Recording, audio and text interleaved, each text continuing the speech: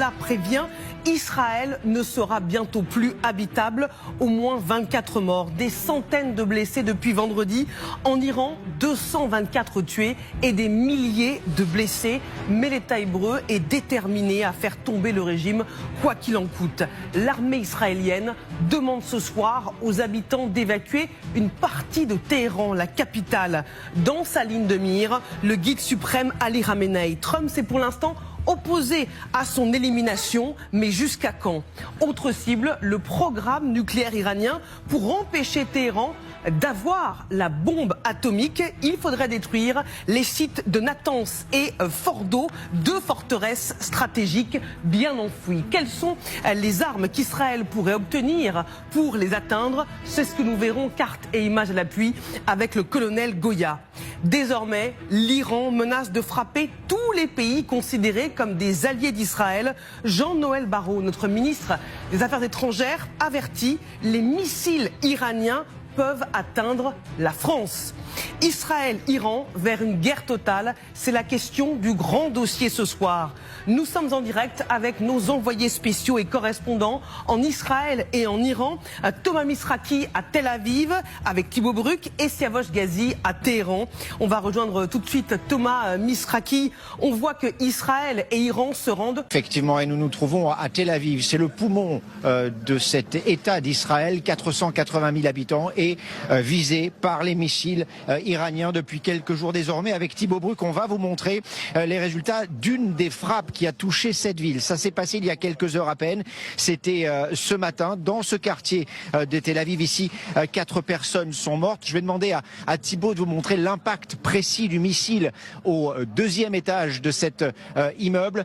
Un missile qui est allé frapper dans ce que l'on appelle ici les abris. Les abris qui sont présents dans chaque appartement ici en Israël, dans les constructions modernes en tout cas, et qui permettent aux Israéliens, en cas d'alerte, d'aller se réfugier. Ici, les personnes qui se trouvaient dans cet abri ont été tuées par la puissance du missile qui a frappé ici. Vous le voyez autour, eh bien, ce sont des dizaines d'immeubles qui ont été endommagés par cette frappe.